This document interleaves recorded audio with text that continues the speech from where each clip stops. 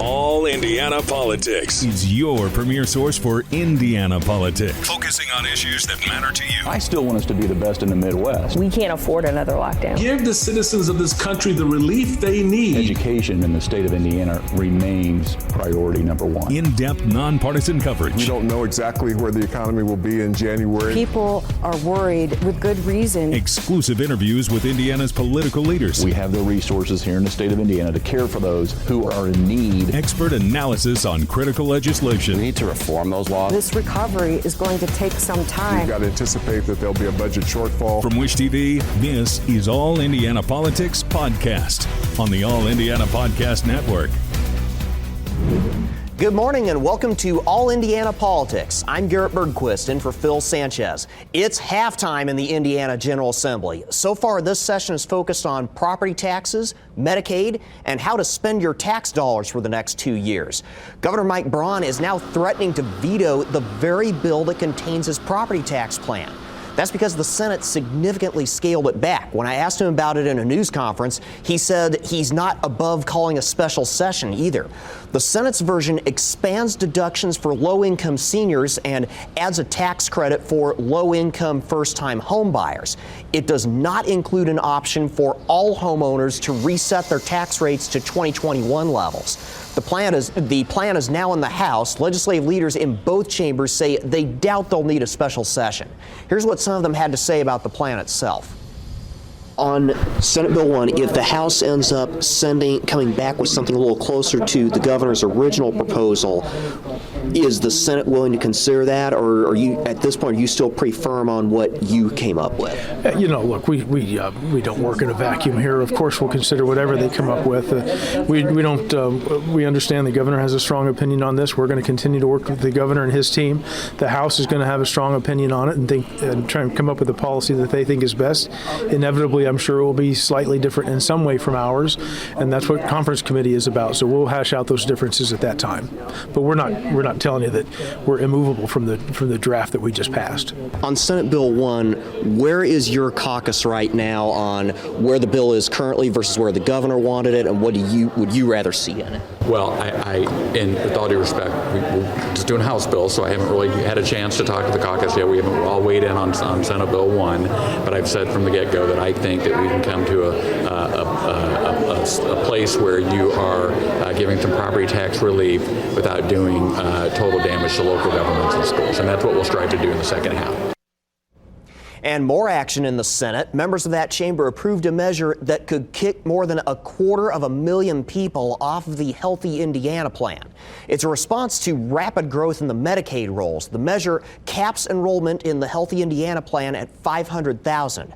There are currently more than 700,000 people using the plan, so it could kick more than 200,000 people off the plan. It imposes a work requirement for able-bodied adults without children. You would have to work or volunteer at least 20 hours per week. That's if you did not meet one of several exceptions. And it prohibits any advertising for Medicaid services.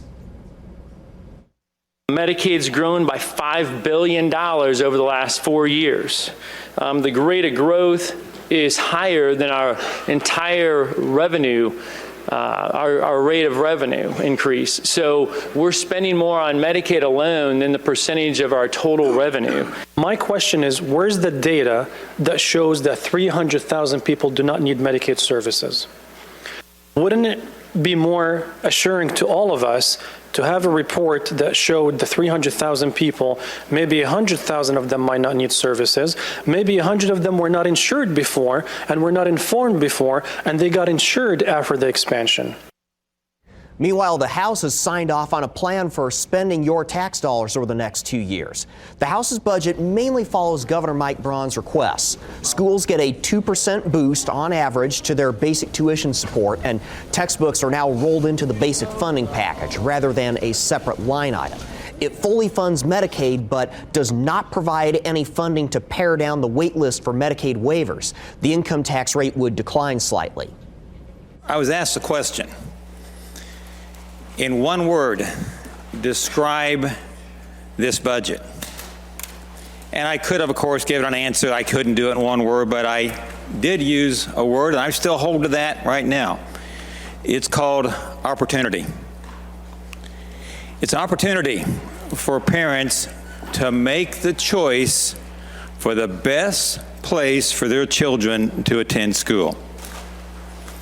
It's the opportunity for Hoosiers to live in a state with an extremely bright future. I do feel compelled to highlight and reiterate the K-12 funding, fully funding at a true 2% versus an average of 2%, a missed opportunity in education. Many schools don't even get a 2% increase, not even inflationary rate when it comes to this budget. Unfortunately, vouchers, caps off. What are you going to do with vouchers? Everybody gets a voucher. The elite gets a voucher.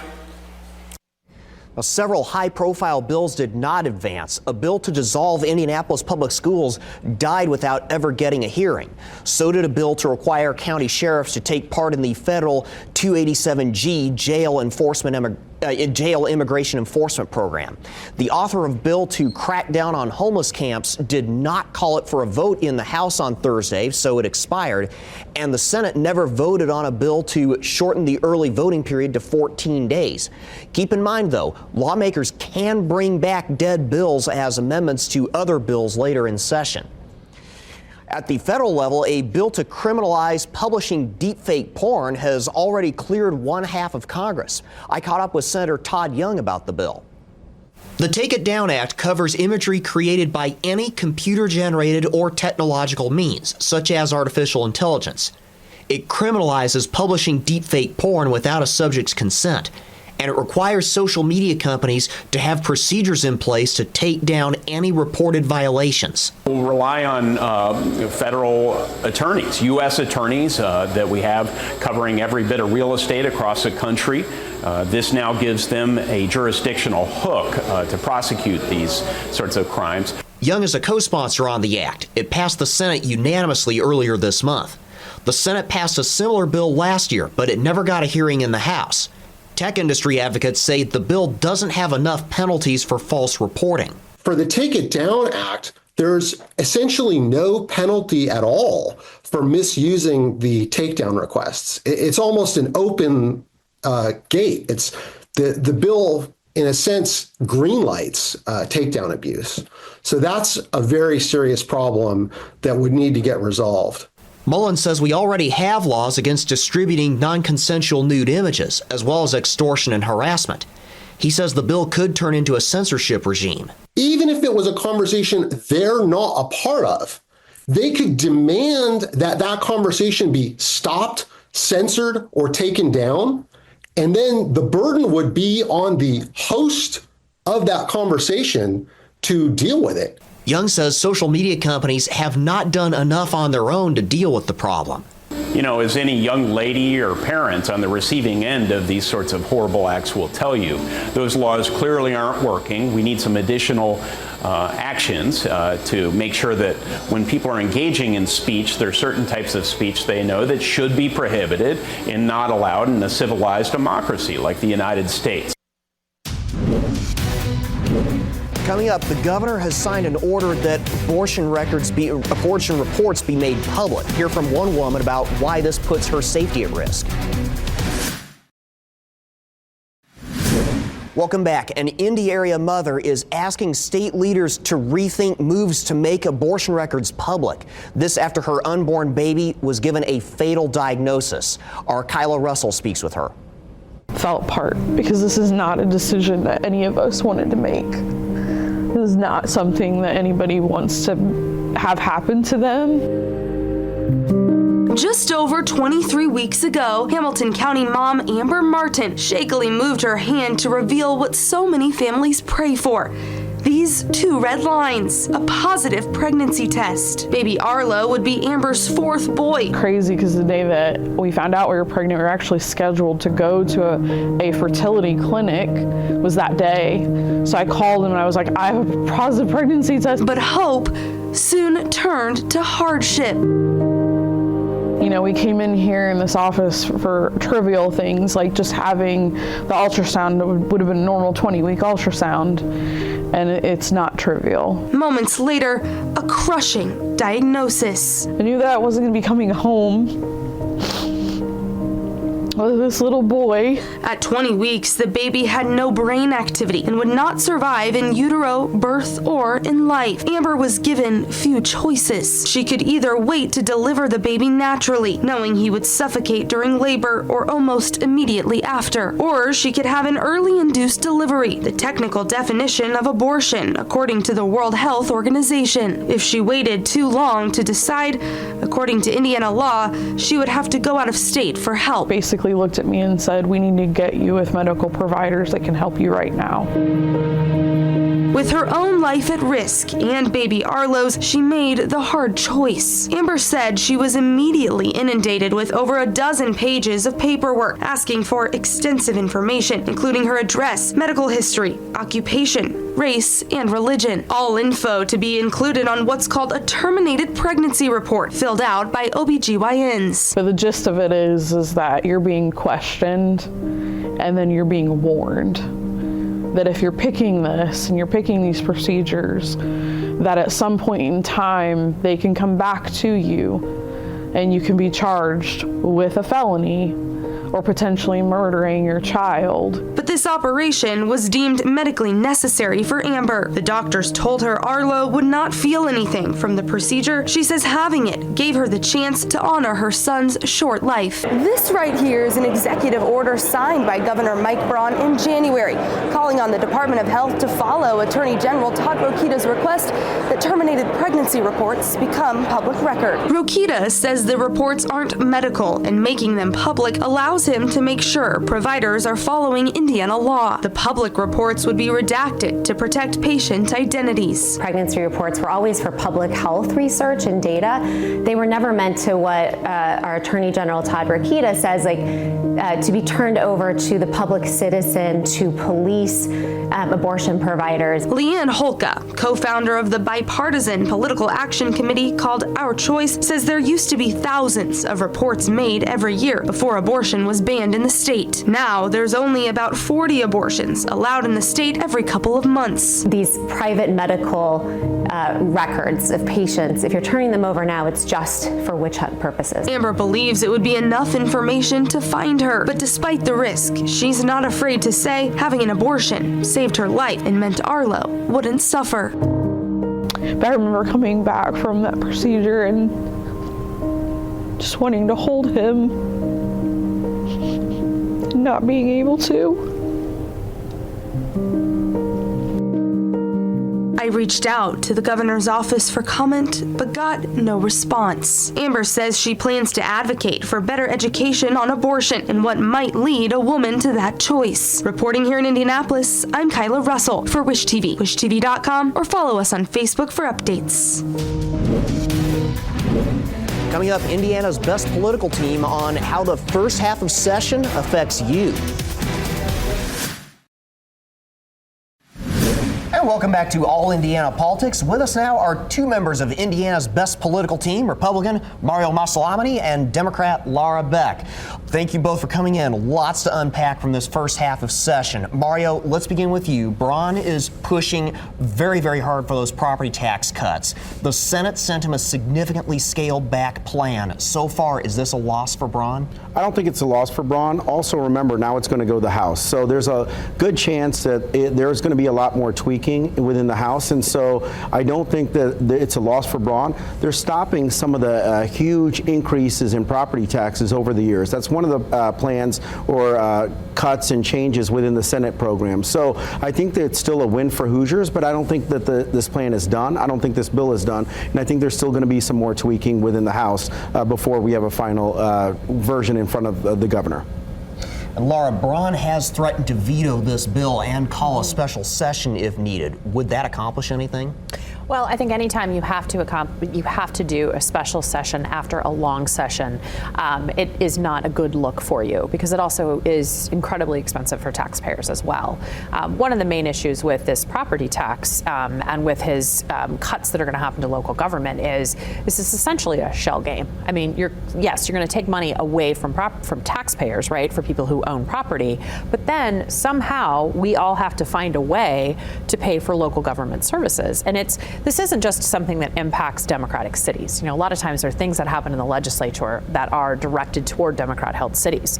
This is going to impact every city, every school district in the state of Indiana. And I think for the legislators, they are going back home to their districts and they are talking to police officers. They are talking to teachers. They are talking to the person who works at the public library, people, mayors, people who are in their districts, and they know how this is going to impact them. And the fact that they have stood up to Governor Braun and made changes in this, I think it sets up for an intra-party fight down the road. Let's turn to the Medicaid bill. Lara, we heard the numbers from Senator Mishler earlier. Given the rapid rise in enrollment that we have seen on the state's Medicaid rolls, is there really any way that we can address this that doesn't involve cutting some people out of the program? Well, I think it's a challenge for everyone. I mean, one of the things that you do is that you expand access and you cut costs. That's how you really make this happen. But at the end of the day, these Medicaid cuts are really going to hurt the people who voted for President Trump and who voted for Mike Braun.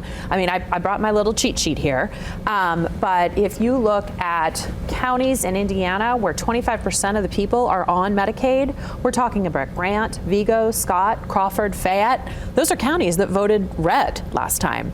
If you're looking at counties where you've got 40% of kids on CHIP, we're looking at Orange, Owen, Park, Sullivan. Again, these are red counties. So ultimately, this is going to hurt their voters, and they're going to be the ones to pay the price for it. Mario, to that point, Democrats have proposed, among other things, scaling back the school voucher program to free up money for Medicaid. Do Republicans need to put some of their ideas on hold while we deal with the Medicaid issue? I don't think so, because there's another bill in the House right now that is trying to cut the costs that Hoosiers have when they go to the hospitals. There's a bill that's focused on trying to make sure that medical costs are brought down. We have some of the highest medical costs in the Midwest, if not in the country. And so this is a beast that needs to be tackled, because if we can lower medical costs in general, that will help with Medicaid. And so there is a bill currently in place that is trying to lower some of the costs that hospitals and providers will charge to insurance companies. And I think that might help also. Let's take a look at the budget for a minute. Pretty much what the governor asked for. Mario, for the average Hoosier, what do you think is the most important item in this budget? I think one of the most important items is still dealing with the property tax caps, right? People are very concerned about the fact that they're looking at their tax bill every year, and there's some significant increases. The Senate bill limits that. It restricts how much the increases are going to be. Now, the question is, what more are they going to do? To Lara's point, is it a shell game?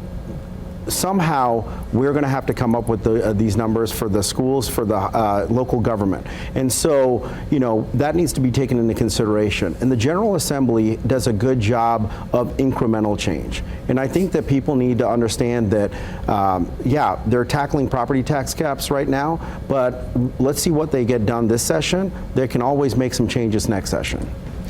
Lara, Democrats tried to add a master amendment to the budget that was ultimately not successful. What's the biggest missed opportunity here?